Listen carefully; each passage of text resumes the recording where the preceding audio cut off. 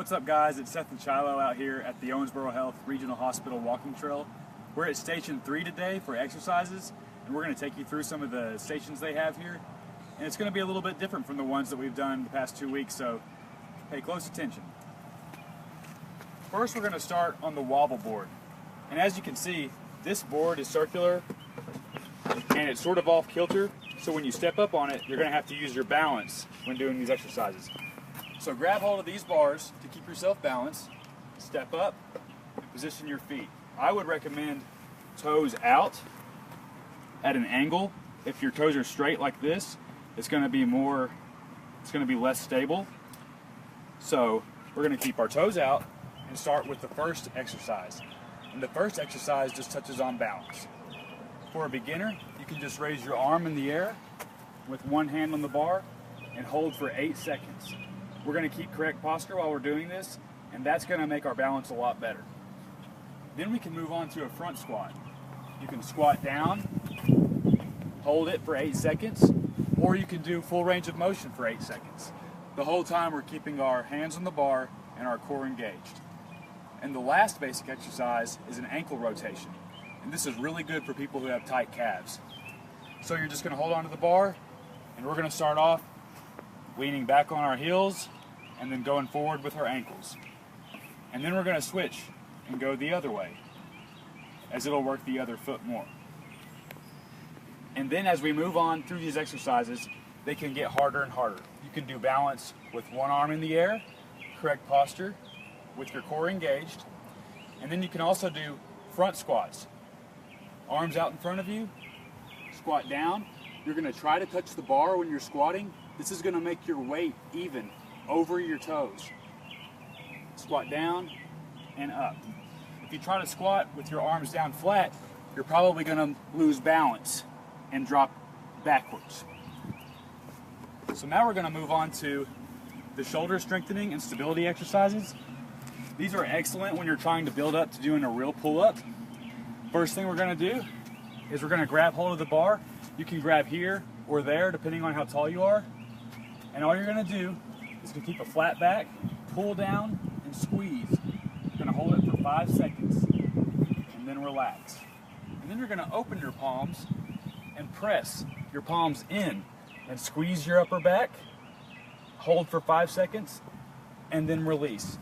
You can repeat that 5 or 8 times, and that'll be a really good warm-up. And then we move to a leg-assisted pull-up. You're going to grab hold of the bar like you're going to do a normal pull-up, drop your hips down, start pulling up with your upper back. But if you get here and you can't pull all the way up, then use your feet to travel the rest of the distance.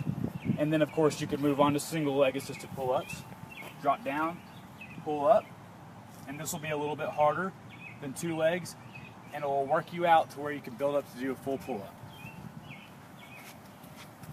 Okay guys, I have a push-up challenge for you all. This here is the push-up station. You can see that there are all different levels where you can put your hands for different levels of difficulty for push-ups. For those of you that aren't ready for a full all the way down regular push-up, you can start at one of these levels. Okay, so we have this one, and this one. Okay, so I'm going to show you this challenge that you can do. I'm going to do as many push-ups as I can down on the ground, and as I get fatigued, I'm going to move up this ladder so that it's easier for me, but it's still going to be hard. And I might actually have Seth talk to you guys because I'm going to be out of breath.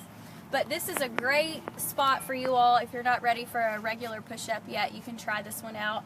And you, like I said, you don't have to start on the ground. You don't have to start at the bottom. You can start wherever it feels challenging for you. You want to try to get 8 to 10 reps. That's a good number to start with. And you can also play around with it. You can put one hand above the other and one hand down here and make it a little bit different, okay, like this. But I'm going to go ahead and show you this challenge and see if you guys like it. So Shiloh's starting on the ground here, and as she's doing a push-up in regular position, she's working her back, her arms, her core, and her chest. Everything is working upper body in a push-up. And as she completes these reps, she's going to move up to the next level on the ladder. It's getting hard. Yep, so as she moves up, the difficulty will increase or decrease. It just depends on which end of the ladder you start. She's still driving through, keeping her posture and her back flat.